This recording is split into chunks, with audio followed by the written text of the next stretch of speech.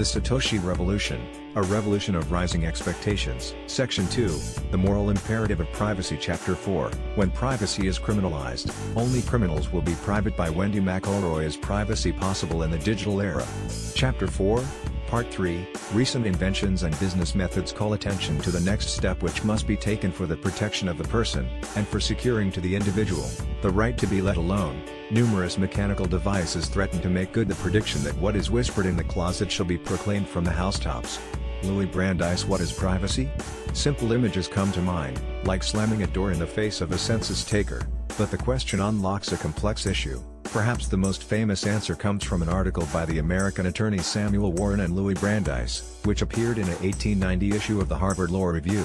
It was one of the most influential articles in the history of legal theory. The right to privacy is considered to be the first prominent call for privacy as a concept to be cemented into law. It opened that the individual shall have full protection in person and in property is a principle as old as the common law, but it has been found necessary from time to time to define anew the exact nature and extent of such protection.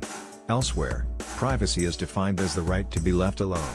The article argued for privacy as a foundational or basic human right, upon which all other rights depended. The right of property in its widest sense, including all rights and privileges, and hence embracing the right to an inviolate personality, affords alone that broad basis upon which the protection which the individual demands can be rested.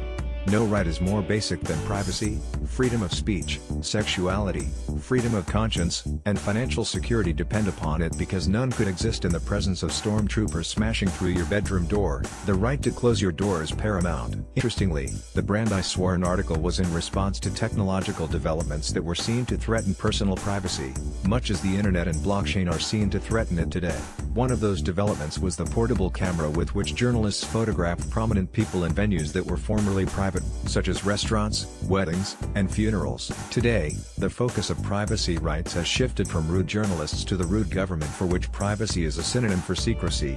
The government regards privacy as a smokescreen for criminal acts, especially tax evasion. The shift is probably a function of how powerful and massive government has become, compared to the 1890s. Although privacy rights have been a theme in common law and, so, a strong theme within Anglo-American societies, their legal status has been vague. Indeed, before the right to privacy, the legal expression of the right was splintered. There were laws against trespassing, for example, but being safe from the invasion of property and home is only one aspect of privacy. The codifying of the broad concept of privacy is more difficult. After all, what does the right to be left alone mean?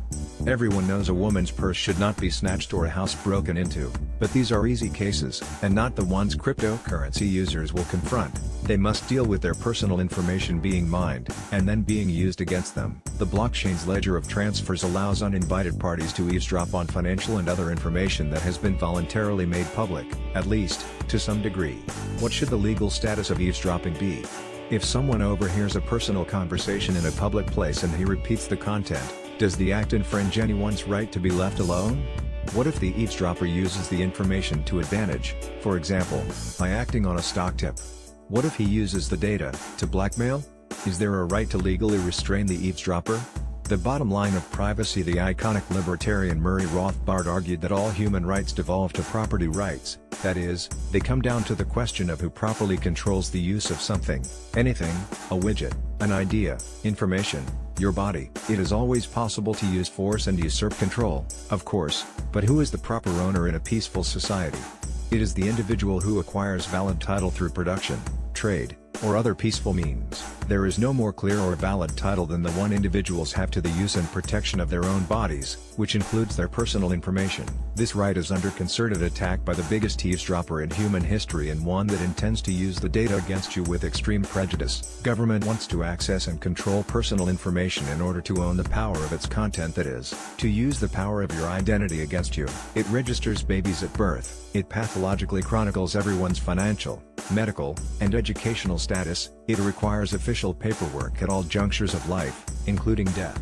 It does not matter if the person has done no harm and he is accused of no crime. The government's purpose is control. Individuals who do not meekly acquiesce to being controlled are criminals. One reason government succeeds at stealing information is that privacy is an ill-defined concept that people do not understand. If they did, they might value it more. Privacy hinges on two questions. Is a place to start asking them. Consider the right to control of your own thoughts and their expression. Privacy consists of more than this ability, of course, but it is a springboard point. Question number 1. Who owns what is in your mind? Most people would loudly declare, no one owns what's in my mind. Your thoughts are yours for the same reason that you own your fingers and eyes. They are part of your body, they are an integral part of who you are. But what if the thought in your mind is a chemical formula that you accidentally glimpsed?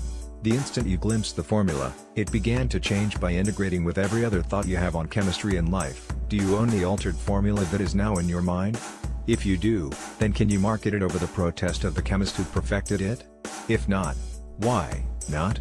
The parallel to financial information: if someone has financial assets, such as a sack of gold, then the information is properly private, but only as long as it is unrevealed. The problem with cryptocurrencies, at least, for this paradigm of privacy, is that all transactions are revealed. Question number 2. Who owns information that is now part of another person's mind? Who owns information that has been made public? The 19th century libertarian James Walker stated, "My thoughts are my property as the air in my lungs is my property." But what if you exhale? What if you willingly throw ideas or information into a public realm, like the internet or the blockchain? If information sharing comes with a non-disclosure contract, then there is no problem, the originator retains rightful possession. But reality isn't usually like that. Most violations of personal information are involuntary, such as being registered at birth and assigned a government tracking number for life. Some result from a transaction in which a naive person exchanges data with a corporation for a free subscription or the like. The glut of personal information in the public sphere returns to the title of this article: Is privacy possible in the digital era? The answer is yes. The solution, as long as the old paradigm of privacy is used, that is, privacy equals concealment, then the transparency of the blockchain is a death knell. But what if privacy now equals transparency, and the focus of protection is not on the transaction but on the identities of actors?